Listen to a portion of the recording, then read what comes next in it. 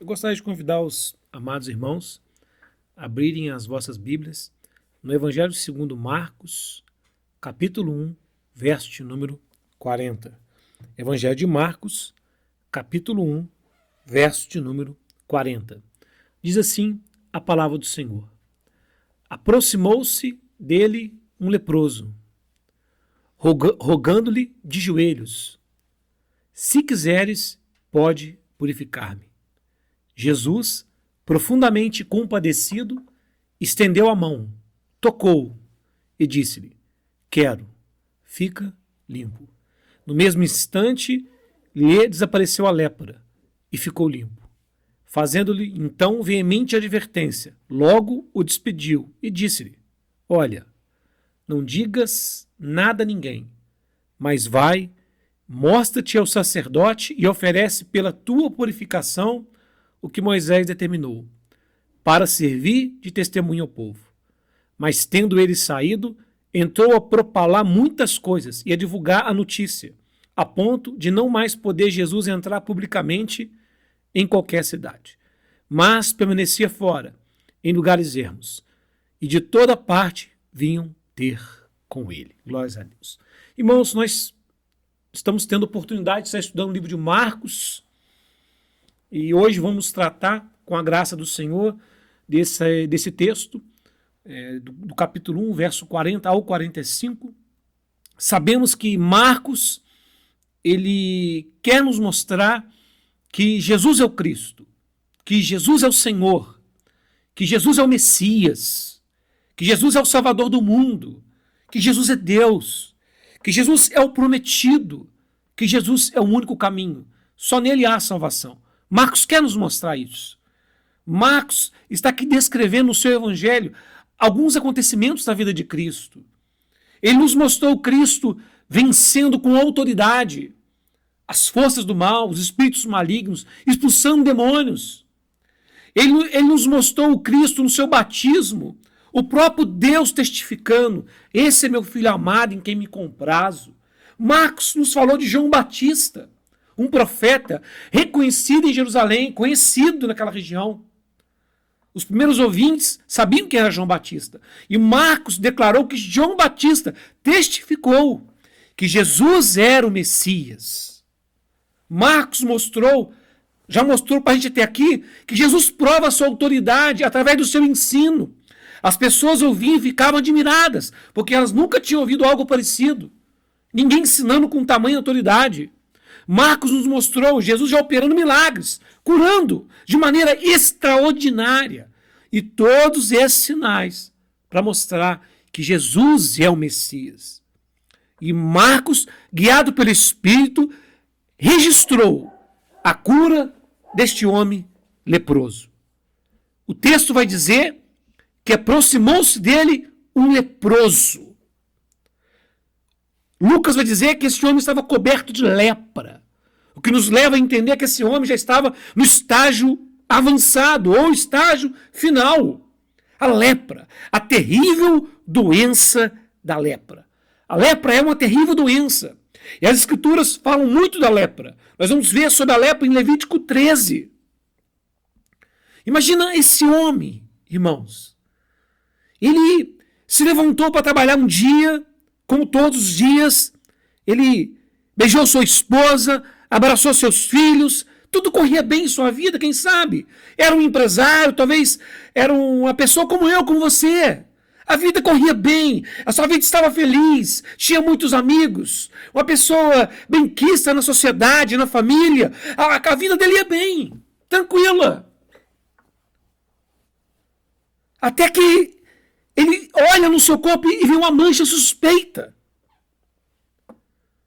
E quando ele vê aquela mancha, já fica assustado, porque a lepra era uma doença que assustava as pessoas. Era uma terrível doença que destruiria a vida de uma pessoa se ela tivesse a lepra. E de repente ele olha em seu corpo e vê uma mancha suspeita.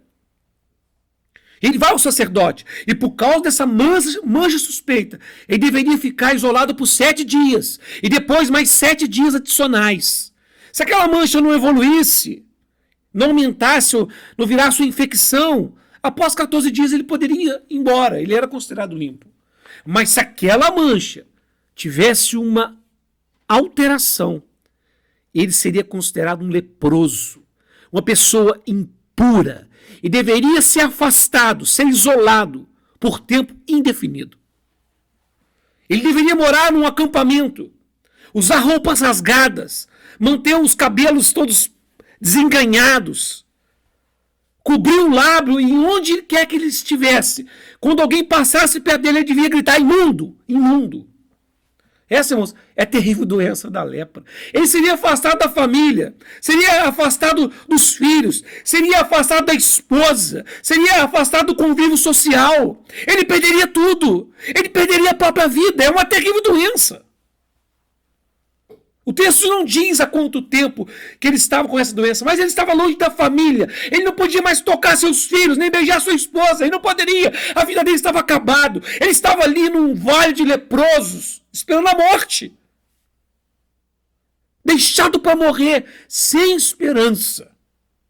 A lepra era considerada uma maldição da parte de Deus. Por isso o texto fala que se Jesus quisesse, poderia purificá-lo, curá-lo. Porque era considerado uma maldição da parte de Deus. Porque se entendia que nada, senão um milagre da parte de Deus, poderia curar uma pessoa de lepra. Só Deus poderia curar uma pessoa de lepra. Imagine, mas eu quero que você imagine o desejo daquele homem de ser curado. O desejo de ter a sua vida de volta. Voltar ao convívio social. Voltar ao seu trabalho, sua esposa, seus filhos, poder estar no templo.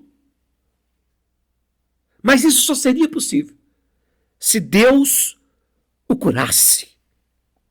E se ele fosse curado, uma vez curado, ele deveria se apresentar ao sacerdote para que o sacerdote testificasse a sua cura e ele ofereceria um sacrifício de oferta a Deus, ao Deus que o curou. Aí sim ele poderia voltar para sua família, ter sua vida de volta. Mas se Deus não o curasse, estaria destinado ao abandono, até a morte. Imagine, irmãos. Eu não consigo pensar numa doença que tem um paralelo com a lepra. É como a tua vida está tranquila, você está bem financeiramente, a tua família está bem, teus filhos estão bem, de repente você vai no hospital para fazer um exame de rotina e você descobre que está com uma doença degenerativa. Você tem alguns meses de vida.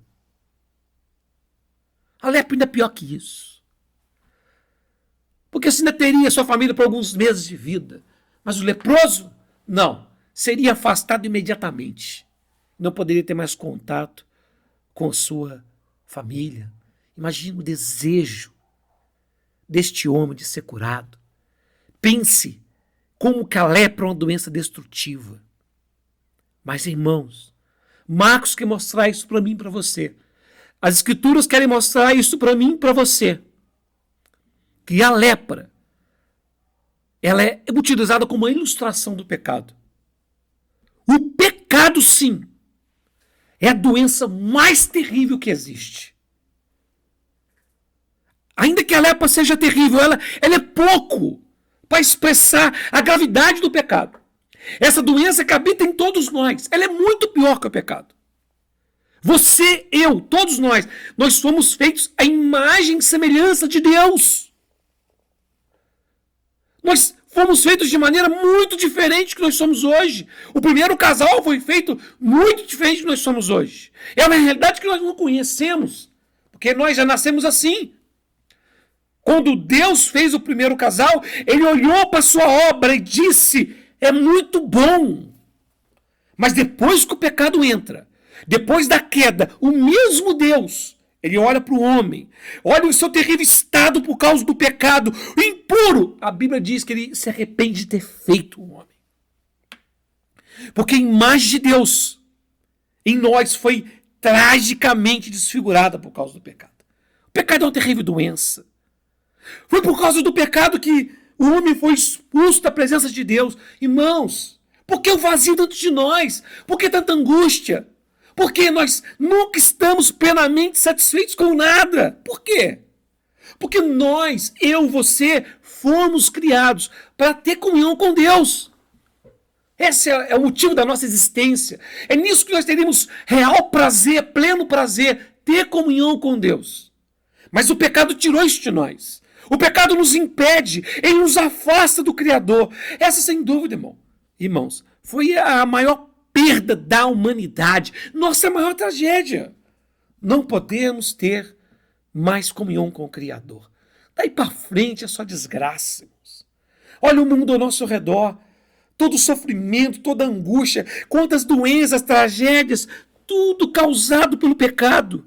Olhe para a tua vida agora, pense em tudo que há na tua vida que cause dor, que cause sofrimento. Talvez seja um filho, uma doença, talvez seja a angústia, a traição, o engano, o abandono. Pense em alguma coisa na tua vida que te cause sofrimento. Sabe qual que é a causa disso? Primeira é o pecado. Toda angústia é por causa do pecado. O pecado que habita em nós é a causa de todas as nossas desgraças. O pecado nos separa de Deus, porque o pecado nos torna impuros. E o pecado que está em nós, o pecado que está em mim, o pecado que está em você, nos torna abomináveis diante de Deus. É uma imundícia que habita o nosso ser. O seu mau cheiro que nós não podemos perceber, o aspecto abominável que está o nosso ser, torna impossível a nossa relação com Deus. Irmãos, aquele homem, por causa da lepra e todo o prejuízo que a lepra causou em sua vida, ele desejava ardentemente, ele desejava muito ser curado, ser livre daquele mal, ter sua vida de volta. Imagine nós, irmãos, como deveríamos desejar voltar ao estado inicial.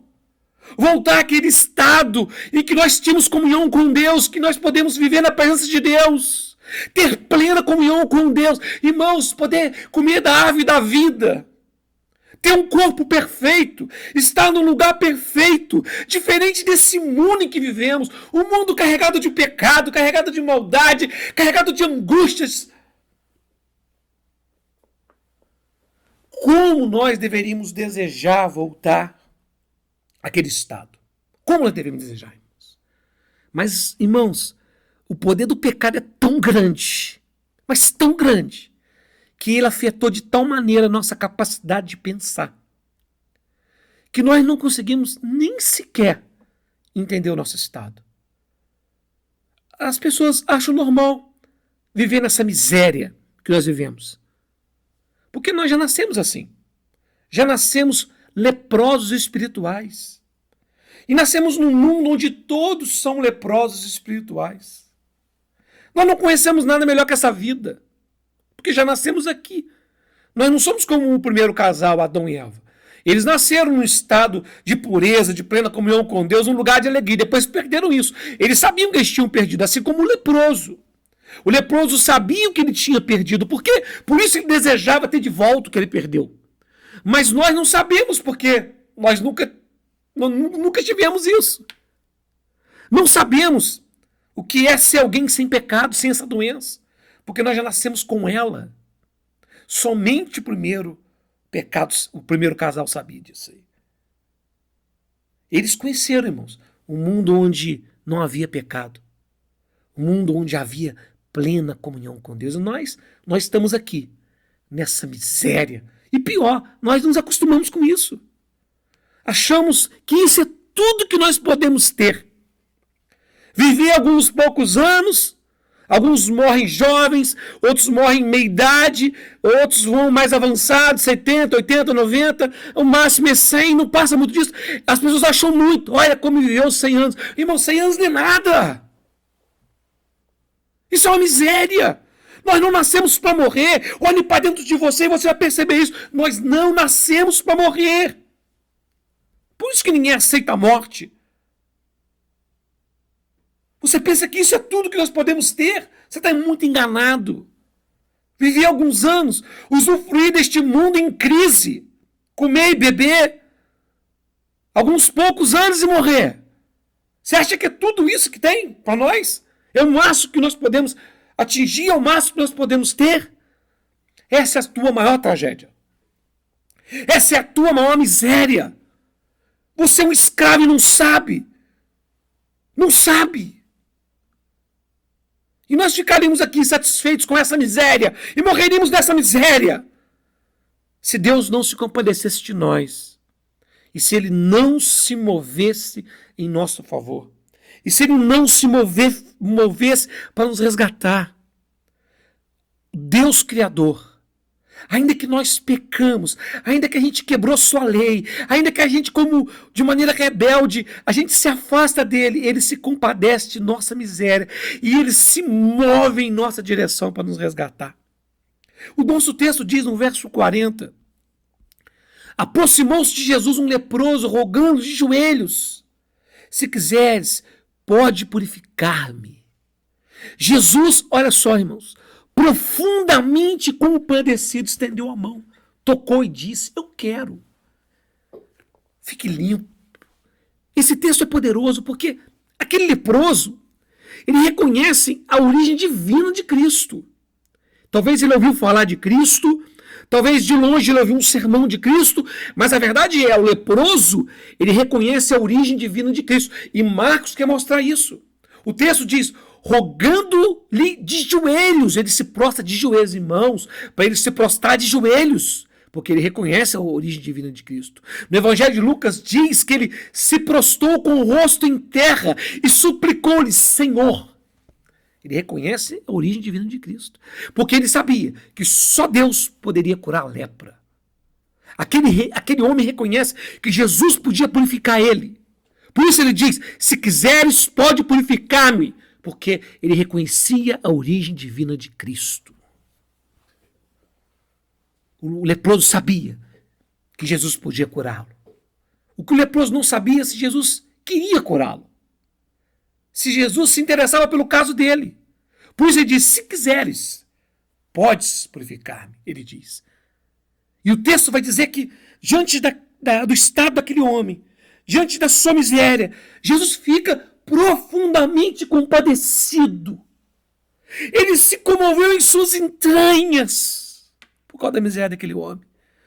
Nós servimos a um Cristo que se compadece. Um Cristo que conhece as nossas fraquezas, que se compadece. Um Cristo que nós podemos nos achegar a Ele, irmãos. Aquele leproso estava certo. Jesus é divino.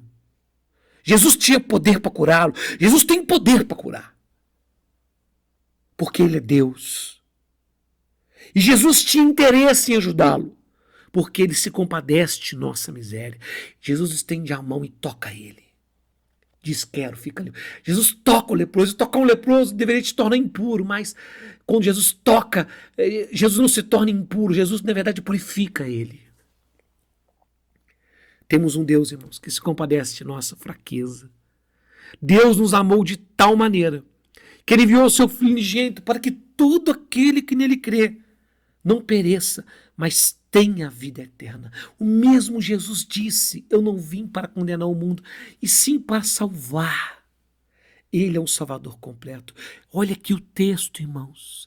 Jesus estendeu a mão, tocou aquele homem foi curado. Jesus tem poder para curar a lepra. Marcos está mostrando para mim e para você. Vamos chegar, irmãos, pensa aí. Lepra é uma maldição de Deus. Somente Deus pode curar a lepra. Jesus cura a lepra. Logo, Jesus é Deus. Com um só toque, Ele cura aquele homem. Só Deus tem esse poder. Marcos está chamando nossa atenção para isso. E é interessante aqui, irmãos, nós lembramos do caso daquele homem chamado Naamã, lá de 2 Reis, capítulo 5. A Bíblia vai dizer em 2 Reis, capítulo 5, verso 1, sobre Naamã. Naamã, comandante, vamos lá, 2 Reis, capítulo 5, verso 1, diz assim, Naamã, comandante do exército do rei da Síria, era grande homem diante do seu senhor e de muito conceito, porque por ele o Senhor dera vitória à Síria. Ele era herói da guerra, porém leproso. Eu vou dar uma pausa aqui, irmãos. O homem, esse tal de Naamã, era um grande general. Esse tal de Naamã foi usado por Deus para dar vitória à Síria. Esse tal de Naamã era um herói de guerra. Ele tinha conceito, ele tinha poder, ele tinha status. Porém, leproso. A lepra é esse elemento que acaba com tudo. O que adianta ser comandante do exército? O que adianta ser um herói de guerra? O que adianta ter poder, dinheiro, status? O que adianta ter respeito, sucesso? A lepra estragava tudo. Isso nos leva, é uma excelente ilustração do pecado. Porque você que está me ouvindo, você pode ter dinheiro. Você pode ter poder. Você pode ser uma pessoa conceituada, ter uma família maravilhosa, porém você é leproso. O pecado habita em você, ele está te matando. O pecado está te matando. Você não pode vencer a morte com todo o teu dinheiro. Você pode ser um milionário, você não pode vencer a morte. Porque você é rico, você é poderoso, você pode ter uma grande família, você tem status, você tem uma grande empresa, porém é leproso. O pecado está em você, o pecado está te matando. O pecado estraga tudo. Tira a beleza de tudo. Tira a graça de tudo. E você vai descobrir isso quando a morte chegar. Quando você descobre uma doença, uma enfermidade que você não esperava. Nós acordamos para a realidade que não somos eternos. Somos frágeis. Todo poder, dinheiro, status, porém leproso. Então nós vemos o caso desse homem, Naamã, poderoso, porém leproso. Sem esperança. Tentou com todos os deuses da Síria e não adiantou nada. Ninguém pode ajudá-lo, porque a lepra é uma doença, é uma maldição que vem da parte de Deus. Só Deus poderia curá-lo. No verso 2 diz, saíram... Aí o verso 2 vai nos dizer que havia uma menina judia, cativa, né? Que foi levada cativa. E ela foi trabalhar para a mulher de Naamã. E essa menina disse à sua patroa, né? Quem dera, né? O Naamã, ele estivesse lá em Samaria, porque lá há um profeta. E esse profeta, ele clamaria um Deus verdadeiro e esse poderia curá-lo. E Naamã creu nessa menina, na pregação dessa menina. Essa menina pregou. Eu não vou me deter muito aqui, mas a menina pregou e ele creu. Então ele levou isso para o rei da Síria. E o rei da Síria o enviou uma carta para o rei de Israel. Falando, ó, eu estou mandando Naamã, o meu comandante aí, para que você cure ele da lepra.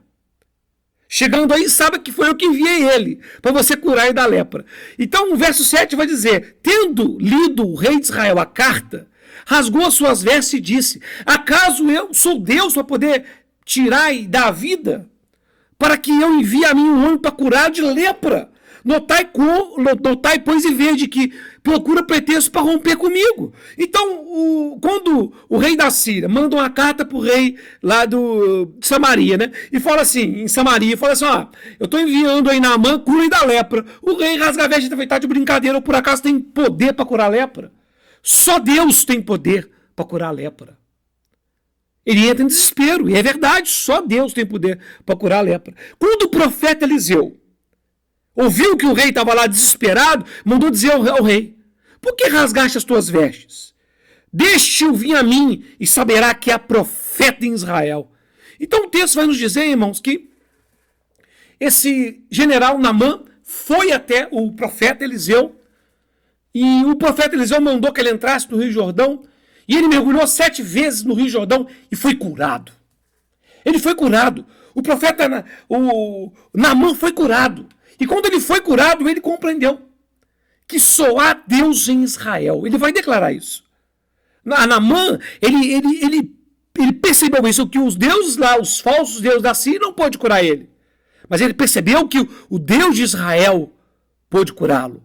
Porque ele entendeu que somente o Deus de Israel é Deus de verdade. Naamã vai entender isso. Lá no verso 17 vai dizer assim, disse Naamã, se não queres, peço-te que ao teu servo seja dado levar uma carga de terra, porque nunca mais eu oferecerei holocausto e sacrifício a outros deuses, senão ao Senhor. O que aconteceu aqui? Ao ser curado a lepra, Naamã reconheceu. Ele chegou à conclusão que somente o Deus de Israel é verdadeiro, único e poderoso. Porque somente Deus pode curar a lepra. Marcos quer mostrar isso para mim e para você. Quando Jesus cura aquele leproso, Marcos quer nos mostrar que Jesus é Deus. Somente as mãos que moldaram aquele homem a partir do barro poderia tocá-lo e tirar a sua impureza. Isso foi um sinal extraordinário, irmãos. No verso 14, Jesus vai dizer: ordenou-lhe Jesus que a ninguém dissesse, mas vai, disse, mostra-te o sacerdote e oferece pela tua purificação o sacrifício que Moisés determinou, para servir de testemunho. Então a pessoa, quando era curada, ela deveria procurar um sacerdote e oferecer um sacrifício a Deus, porque Deus o havia curado. E Jesus disse para servir de testemunho ao povo. Jesus pode curar a lepra. A lepra é uma maldição de Deus. Só Deus pode curar a lepra. Logo, Jesus é Deus. Jesus prova, irmãos, a sua origem divina. E ao mesmo tempo ele aponta para o propósito de seu ministério: nos libertar do pecado. Jesus não veio aqui somente para curar a lepra. Ele não veio aqui somente para curar nossas doenças. O propósito do seu ministério é muito maior. Jesus veio aqui para nos curar da maior maldição que já houve sobre essa terra: o pecado. A lepra, irmãos, é uma doença, terrível doença, mas mesmo assim, ela é infinitamente incapaz de expressar a gravidade do pecado. O pecado, esse sim é a terrível moléstia que assola toda a humanidade. A lepra, ela leva à morte física, mas o pecado, ele leva à morte física, espiritual e eterna. O pecado traz consequências eternas. As pessoas não sabem de sua doença. As pessoas ao nosso redor, pessoas que talvez estão me ouvindo, elas estão debaixo da terrível ira de Deus. Estão a caminho do inferno e não se dão conta de sua miséria. Elas estão aí felizes, bebendo, se divertindo e não se dão conta da terrível condenação que está tão próxima delas. Apóstolo Paulo vai dizer em Romanos 5, capítulo 12: portanto, assim como por um só homem entrou o pecado no mundo e pelo pecado a morte, assim também a morte passou a todos os homens, porque todos pecaram. Você pode ter todos os bens do mundo. Você pode ter muito poder, assim como Naamã, ter status. Mas o pecado está em você. O pecado está te matando e você sabe disso quando você olha no espelho. Ainda que você não tenha nenhuma doença, você envelhece a cada dia. A cada dia você tem menos tempo. Como diz Lloyd Jones, nós nascemos e começamos a morrer. Tudo isso por causa do pecado. Por causa do pecado, doenças e toda sorte de angústia nos aflige. O pecado nos torna inimigos de Deus, nos leva à morte, e depois nos leva para a pior de todas as coisas, a condenação eterna, que a Bíblia chama de inferno. Escute, assim como Jesus purificou o leproso, ele tem poder para nos purificar do pecado e assim nos livrar das terríveis consequências do pecado. O mesmo apóstolo Paulo, no capítulo 5, no verso 18, diz: pois assim como, por uma só ofensa, vem o juízo sobre todos os homens para condenação, assim também, por um só ato de justiça, veio a graça sobre todos os homens, para a justificação que dá a vida. Porque, como pela desobediência de um só, muitos se tornaram pecadores, assim também, por meio da obediência de um só, muitos se tornaram justos. Sobreveio a lei para que avultasse a ofensa, mas onde abundou o pecado, superabundou a graça. A fim de que, como o pecado reinou pela morte, assim também reinasse a graça, pela justiça, para a vida eterna, mediante Jesus Cristo, nosso Senhor. Por causa da morte de Cristo naquela cruz, ele tem poder para nos purificar do pecado. Por causa da morte de Cristo naquela cruz, ele tem poder para nos reconciliar com Deus. Por causa da morte de Cristo naquela cruz, Ele tem poder para nos refazer à imagem de Deus. É um processo a santificação. Todo esse processo que começa com a conversão e vai culminar na glorificação, visa nos transformar à imagem e semelhança de Deus. Aquele homem leproso, ele sabia do seu terrível estado, tinha consciência, era visível aos seus olhos. Ele sentiu o mau cheiro da doença, o terrível aspecto de suas feridas. Ele sabia que estava doente, sabia que era uma doença incurável, que levaria à morte. Ele sabia que nenhum remédio poderia ajudá-lo, somente Deus. Ele creu no poder divino de Cristo, por isso ele foi até ele rompeu com as limitações que lhe eram impostas por causa da doença. Ele implorou socorro àquele que poderia ajudá-lo. Ele buscou ajuda na pessoa certa. Ele buscou ajuda em Cristo. E ele encontrou boa vontade porque Jesus queria curá-lo. Aquele homem encontrou boa vontade em Cristo. Jesus podia curá-lo. Jesus queria curá-lo. E aí mora, irmãos, a terrível tragédia da humanidade. As pessoas estão doentes por causa do pecado e não sabem disso. Eles não conhecem nada melhor que essa vida miserável, porque já nasceram debaixo do pecado. Essa é a grande tragédia da humanidade. Jesus está aqui para nos curar dessa terrível doença. E mesmo assim, as pessoas não querem.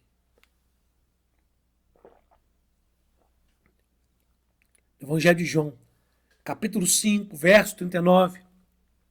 Jesus diz: examinai as Escrituras, porque julgais ter nelas a vida eterna. E são elas mesmas que testificam de mim. Contudo, não quereis vir a mim para terdes vida. As pessoas não querem vir a Cristo. Eu estou pregando para pessoas nesse dia que não querem vir a Cristo, que não estão dando a mínima porque eu estou falando, que estão ignorando essa mensagem. Talvez você conheça pessoas, talvez você que está me ouvindo, você crê nessa mensagem, recebeu Jesus como o Senhor e Salvador, e você está sendo liberto dessa doença e vai ser liberto definitivamente. Você passará a comunhão com Deus eterna, você vai conhecer Jerusalém Celestial, um lugar muito melhor que isso aqui. Mas talvez você conheça pessoas na tua família, na tua vizinhança, no teu trabalho, que não dão a mínima para Cristo. Eu te aconselho a compartilhar com eles essa mensagem que eu estou pregando aqui, porque ela é urgente. As pessoas não querem vir a Cristo, elas rejeitam essa mensagem. E por que não querem? Primeiro, porque elas não acreditam que estão doentes. Elas não acreditam nessa história de pecado. Elas acreditam que só tem essa vida aqui. É o máximo que elas podem ter. Como diz o apóstolo Paulo, assim, não há ressurreição, então nossa fé é vã, comemos, bebamos, que amanhã morreremos. Eles querem comer, beber, se divertir, porque pensam que só tem essa vida aqui. Eles acreditam nessa miséria aqui e acham que tudo isso é tudo que Deus tem para nos dar, isso aqui, essa vida. Só creem nisso aqui, são cegos, são loucos. Não sabem nada, por isso eles não creem. Ou então são pessoas que pensam que podem resolver sozinhas o problema do pecado. Eles não querem vir a Cristo. Não acreditam que Jesus pode ajudar eles. Eles não vêm a Cristo porque eles não conhecem a mensagem do Evangelho. E nós que cremos, devemos pensar, o que podemos fazer para ajudar essas pessoas? Elas precisam de ajuda. Elas estão cegas, por isso elas não vêm.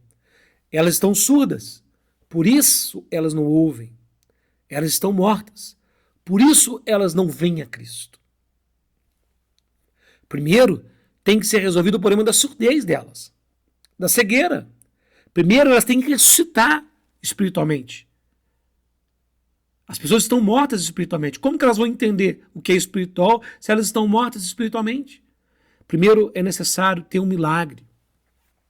Em 2 Coríntios, capítulo 4, verso 3, a Bíblia diz: mas se o nosso evangelho ainda está encoberto, é para os que se perdem que está encoberto, nos quais o Deus deste século cegou o entendimento dos incrédulos, para que não lhes resplandeça a luz do Evangelho, da glória de Cristo, o qual é a imagem de Deus. Porque nós não pregamos a nós mesmos, mas a Cristo Jesus como Senhor, e a nós mesmos como vossos servos, por amor de Jesus. Porque Deus, que disse, das trevas resplandecerá a luz, Ele mesmo resplandeceu em nosso coração, para a iluminação do conhecimento da glória de Deus na face de Cristo. Olha o que esse texto diz. Primeiro, esse texto diz que o próprio Satanás, com suas hostes e demônios, cega as pessoas. Cega o entendimento das pessoas para elas não creem na mensagem do Evangelho. Então, por que as pessoas não creem? Um dos motivos é esse. Satanás está ali impedindo elas de crer, cegando elas com falsas doutrinas, com falsos ensinos, com falsos pensamentos, com falsos entendimentos. Está ali atrapalhando elas. Elas estão mortas. Elas dependem do milagre. Senão elas não vão crer.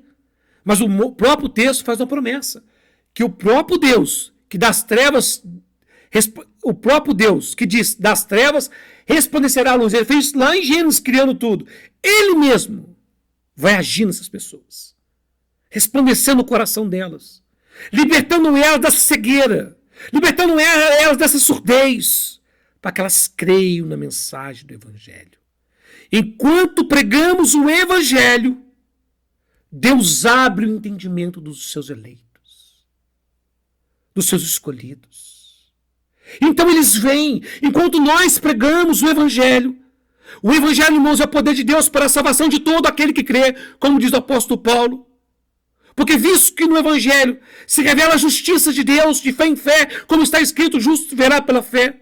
O Evangelho é poder de Deus, irmãos. O que eu estou fazendo aqui não é uma mera palestra. Estou pregando no poder do Espírito. Enquanto eu prego, eu creio. O Espírito Santo está abrindo o entendimento das pessoas. Enquanto eu prego, Deus, através do Espírito Santo, abre o entendimento, tira a cegueira, tira a surdez. Então as pessoas, elas veem o que elas não viam. Elas escutam o que elas não escutavam. Elas entendem a sua miséria. Elas entendem o seu pecado. Elas entendem que precisam de ajuda. Elas entendem a mensagem do Evangelho. E elas creem em Cristo. Elas entendem que o Evangelho é a mensagem mais importante da terra. Irmãos, o Evangelho é a mensagem mais importante da face da terra. A mais urgente, a mais necessária. Porque quando você prega o Evangelho, é que Deus salva. Deus resolveu salvar sim. Ele não precisaria de nós. Ele poderia enviar seus anjos, que são muito mais eficazes do que nós. Mas ele quis salvar sim. Através da loucura da pregação. Enquanto você prega o Evangelho, o Espírito Santo age. Tira a cegueira, a pessoa vê. Vê o seu pecado. Vê o seu estado. Ela vê que ela é pecadora.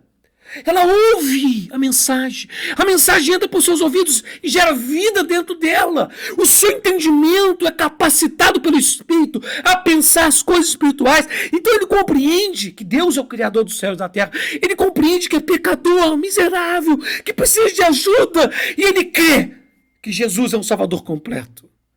Olha a importância do Evangelho. Cada pessoa que está me ouvindo precisa de um Salvador. Cada pessoa que está me ouvindo precisa de Cristo, pois todos somos pecadores. Pessoas no teu trabalho precisam de um Salvador, da tua família, da tua vizinhança, seja quem for, todos precisam de um Salvador, porque todos nós estamos contaminados por essa lepra espiritual chamada pecado. Todos nós estamos debaixo da lei de Deus, precisamos sair dessa situação. Precisamos. Só Cristo pode nos ajudar. Olha o que o Evangelho de João diz no capítulo 5, verso 24. Jesus dizendo: em verdade vos digo, quem ouve a minha palavra e crê naquele que me enviou, tem a vida eterna. Não entra em juízo, mas passou da morte para a vida.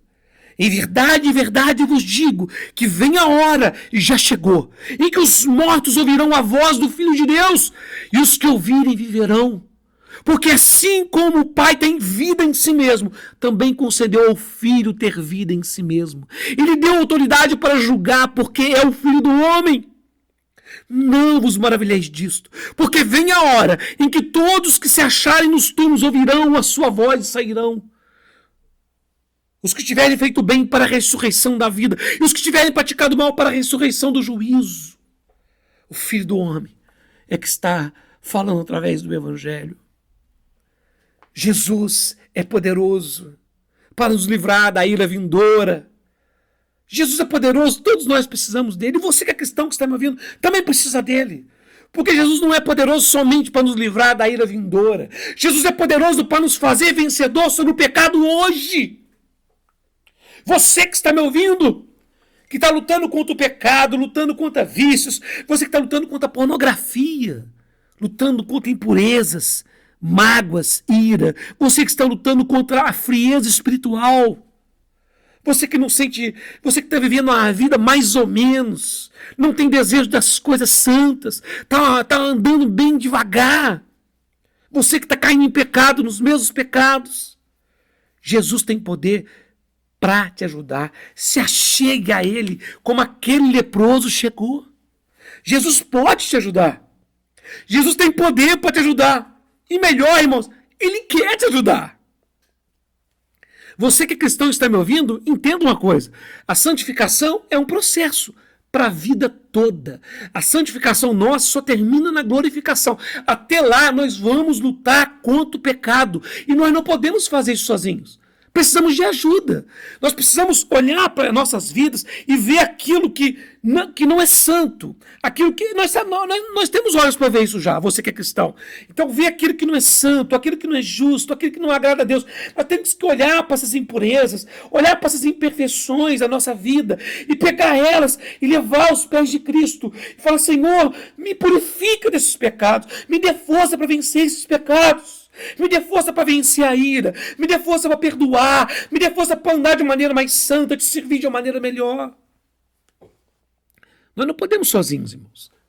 Evangelho de João, capítulo 15, verso 5, Jesus diz: eu sou a videira, vós os ramos. Quem permanece em mim e eu nele dá muito fruto, porque sem mim, Jesus disse, nada podeis fazer. Se você quer vencer o pecado, se você quer viver uma vida que agrada a Deus, você tem que se achegar a Cristo, dia após dia, reconhecendo o seu pecado, arrependimento, e pedindo ajuda para Cristo te purificar. O Evangelho é poderoso, maravilhoso. Nós não podemos nos calar. Como que você vai ficar calado e não pregar essa mensagem tão urgente? A mensagem que pode salvar as pessoas ao teu redor, na tua família. Olhe para o exemplo desse homem. O texto vai dizer que Jesus, após curá-lo, falou para ele que ele não deveria falar para ninguém o que Jesus fez. Que ele devia ficar calado. Não era o momento de falar para ninguém, Jesus disse para ele. Por quê? Porque Jesus não queria um alvoroço de pessoas querendo colocar ele como rei no momento errado. Jesus não queria isso. Então Jesus falou para ele, não conta para ninguém. O homem foi desobediente. Ele não aguentou, ele estava tão alegre com o que Cristo fez, ele estava tão agradecido, ele sabe que aquilo foi uma operação de Deus, ele queria falar para as pessoas, testemunhar o que Deus fez por ele queria falar para as pessoas, para outros leprosos virem até Cristo, porque ele queria falar e não conseguiu se calar. Ele fez errado sim, mas a desobediência desse homem, ela nos constrange. Porque Jesus mandou aquele homem não pregar, e mesmo assim ele pregou, ele não aguentou. Ele se arriscou a ficar preso, enfrentou as autoridades e pregou mesmo assim. E Jesus falou para ele não pregar. Ele errou sim, mas a desobediência dele nos constrange por causa da nossa desobediência. Porque Jesus ordenou que ele não pregasse, mas a mim e a você, Jesus disse, vá e pregue o evangelho a todo mundo. Jesus ordenou que nós pregássemos o evangelho, é uma ordem. Não é um pedido, não é uma opção. Jesus ordenou para que eu e você pregue o evangelho a todas as pessoas ao nosso redor. É para a gente pregar, anunciar, falar para o mundo ao nosso redor o que Cristo fez por nós. E o que Ele pode fazer pelas pessoas ao nosso redor, que estão sofrendo, que estão morrendo, que estão indo para o inferno e não sabem. E nós ficamos calados por incredulidade, porque somos ingratos, porque somos covardes, medrosos. Jesus disse em Marcos 16,15, ide por todo mundo, pregai o evangelho a toda criatura. Quem crê e for batizado será salvo. Quem, porém, não crê, será condenado. Nós não podemos nos calar, irmãos. As pessoas ao nosso redor estão sofrendo. Elas estão morrendo. Elas estão indo para o inferno e não sabem. Não conhecem a Cristo. Eles não sabem que tem uma vida melhor, uma esperança gloriosa no futuro, ou um trono de juízo terrível, uma Jerusalém celestial, ou um inferno por toda a eternidade. Nós precisamos falar. Ficar calado é covardia, é maldade. Romanos 10,14 diz: como, porém, invocarão aquele que não creram? E como crerão naquele em que não ouviram? Como ouvirão se não há quem pregue? E como pregarão se não forem enviados? Como está escrito: quão formosos são os pés dos que anunciam coisas boas. Mas nem todos obedecem ao evangelho. Pois Isaías diz: Senhor, quem acreditou na nossa pregação? Não temos obrigação de converter ninguém, porque nem todos vão crer. Deus vai chamar aqueles que Ele quiser, mas Ele chama através da nossa pregação. É através da tua vida. É quando você abrir a tua boca e pregar o evangelho para a tua família, para os teus amigos no trabalho, para as pessoas da tua vizinhança. É quando você abrir a tua boca que Deus age com o poder dele e chama os escolhidos e salva quem Ele quer. Não podemos nos calar. O mundo precisa conhecer o seu terrível estado por causa do pecado. Eles precisam conhecer as preciosas promessas do Evangelho. Precisam conhecer o precioso Salvador Jesus. Nós temos que pregar. Se você... eu não sei pregar. Compartilha essa mensagem aqui que eu acabei de pregar. Compartilha com a pessoa. Conversa com ela sobre a mensagem. Pergunta o que ela entendeu. Compartilha. Coloca no teu status. Compartilha pelas redes sociais. Compartilha. Compartilha o evangelho. É a maior necessidade das pessoas. Você não tem que convencê-las. Só abrir a boca e pregar. O próprio Espírito as convence. Prega. Não seja desobediente. Não seja incrédulo. Não seja covarde. Prega. Ficar calado é covardia. Incredulidade. Ingratidão. Por muito menos aquele leproso saiu pregando para todo mundo que Deus fez por ele. A cura de uma doença temporária. A doença que aflige as pessoas ao nosso redor. Ela traz consequências eternas. Não podemos nos calar. Oremos.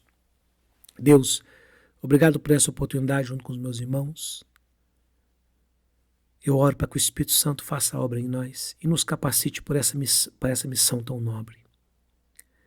Eu oro, Deus, para que o Espírito Santo age na vida de cada amado ouvinte. Abrindo os olhos daqueles que são cegos, para enxergar o seu estado e sua necessidade de Cristo.